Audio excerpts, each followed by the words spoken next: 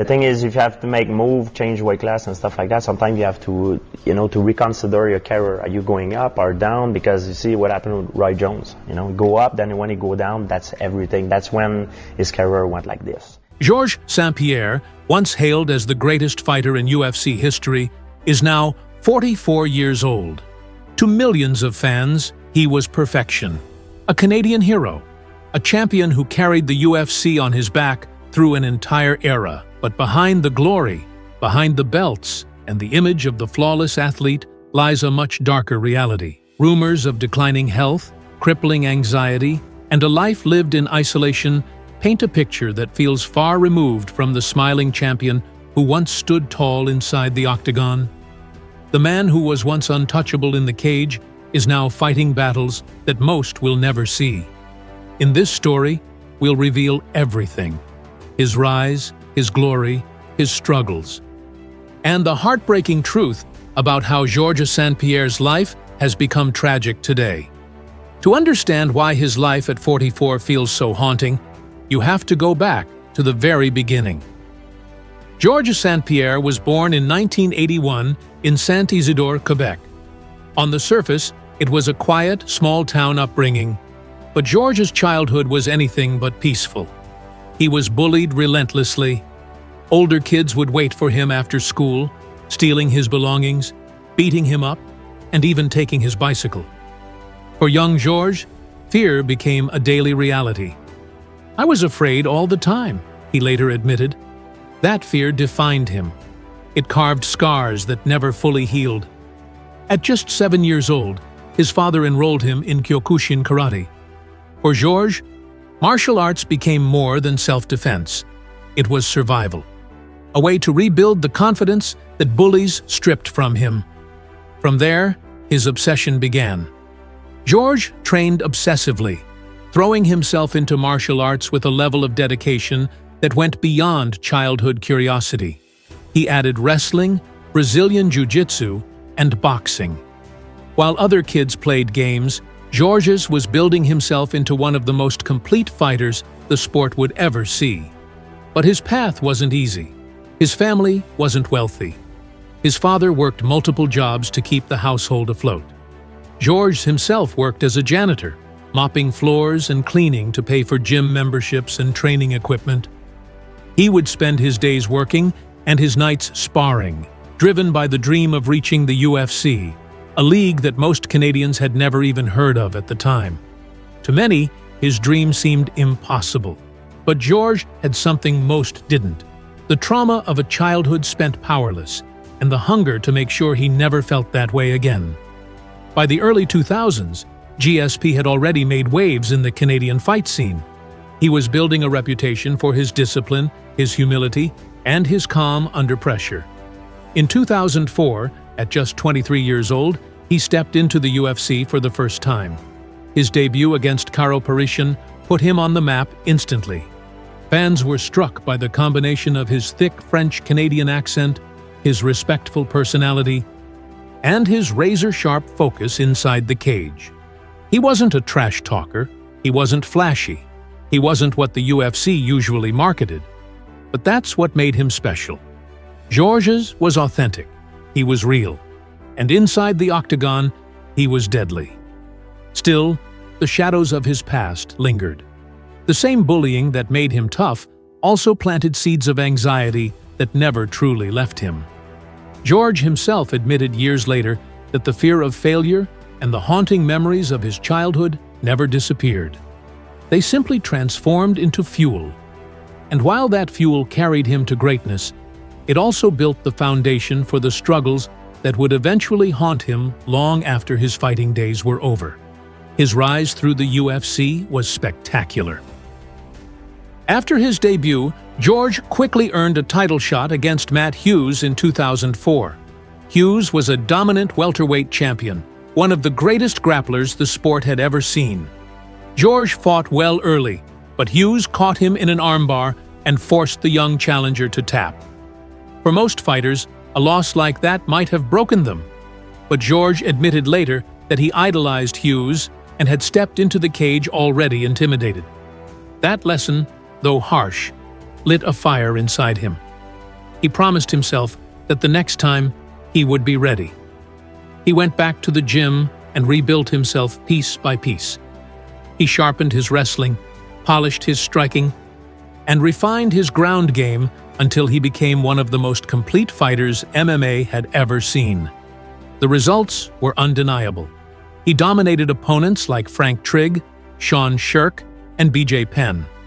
By the time he got his rematch with Hughes in 2006, GSP wasn't just ready, he was unstoppable. In that fight, Georges didn't just win, he destroyed Hughes, finishing him with a head kick and punches to capture the welterweight title. Canada erupted. The UFC had its first Canadian superstar. Georges St-Pierre was officially a world champion. But glory can be cruel. In his very first title defense in 2007, Georges faced Matt Serra, a massive underdog. No one expected Serra to win. Georges himself admitted that he underestimated him. In the fight, Serra landed a looping right hand that stunned GSP. Seconds later, Georges was on the mat, taking punches until the referee waved it off. It was one of the biggest upsets in UFC history. For Georges, the loss was devastating. But once again, instead of breaking him, it became the turning point of his career. He went back to the drawing board, rebuilt his game from the ground up, and came back stronger. He avenged the loss in brutal fashion, defeating Serra in a rematch and reclaiming the title. From there, Georges began one of the most dominant championship runs the UFC had ever seen. He defended the welterweight title again and again, defeating legends like BJ Penn, John Fitch, Dan Hardy, Josh Koscheck, Carlos Condit, and Nick Diaz. His style was nearly flawless. Georges wasn't just beating opponents, he was dismantling them systematically, fight after fight, while taking almost no damage himself. To the world, he looked untouchable, the perfect athlete, the perfect champion. But behind that calm exterior, Georges was breaking down.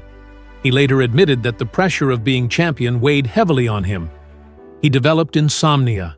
He suffered from panic attacks. Every training camp became mental torture. Fans saw calmness in his eyes during walkouts, but Georges confessed that he was terrified before every single fight.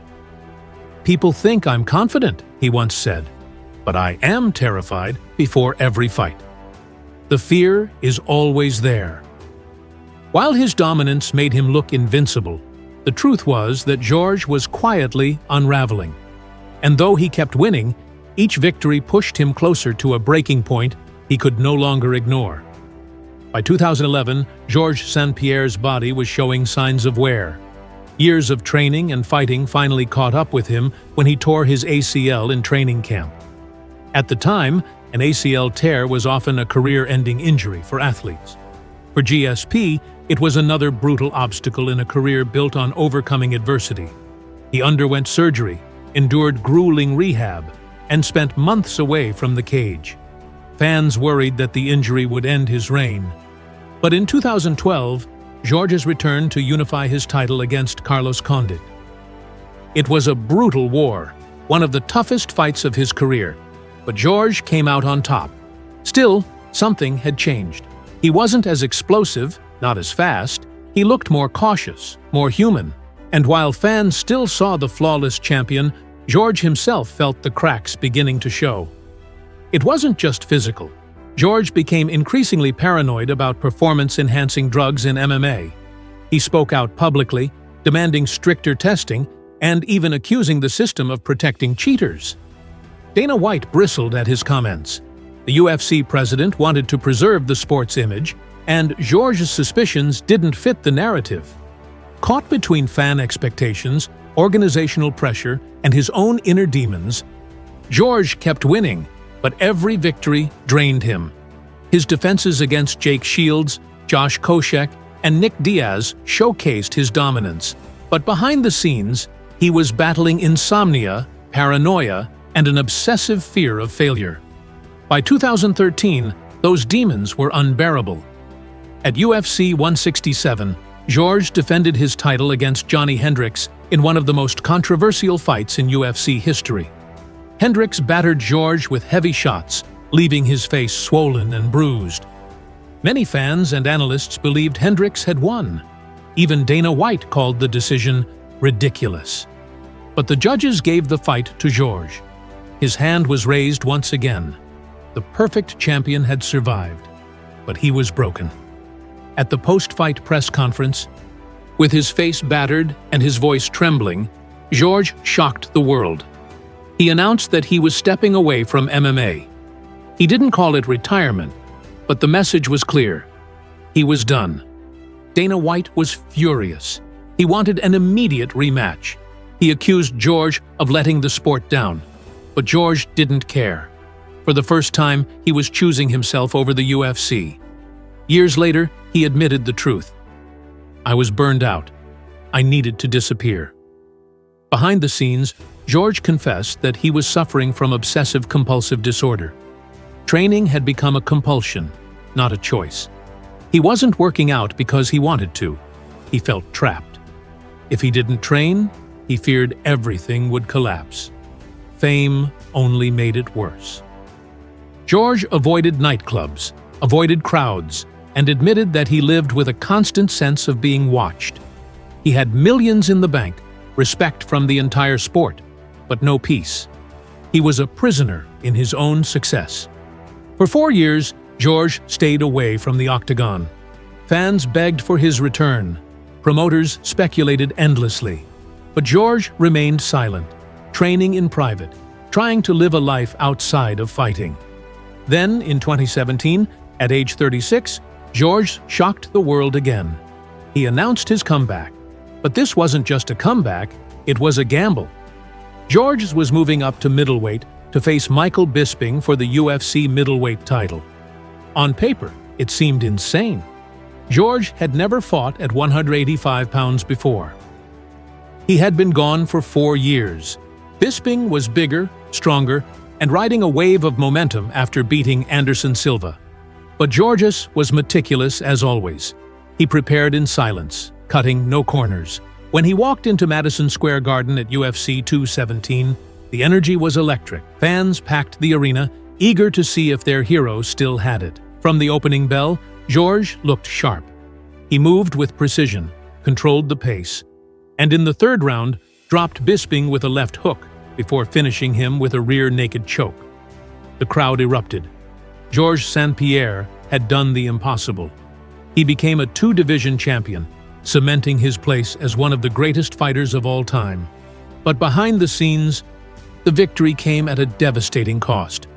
Georges revealed weeks later that he was suffering from ulcerative colitis, a chronic illness that left him weak, fatigued, and unable to fight at middleweight. The weight gain had wrecked his body, and the stress of the comeback had only made things worse. Almost as soon as he had returned, Georges was forced to vacate the belt and step away again. What should have been a fairy tale ending became another haunting chapter. In 2019, Georges made his retirement official. Standing in front of cameras in Montreal, he told the world, "I am retiring from mixed martial arts." His voice was calm, his words steady, but his eyes betrayed a deep sadness. He explained that his body was failing him, that his illness made competition impossible, and that his time in the sport was over. The UFC honored him. Fans celebrated him as the greatest welterweight of all time. Georges walked away with belts, money, and respect, but not peace. In interviews, he admitted the truth.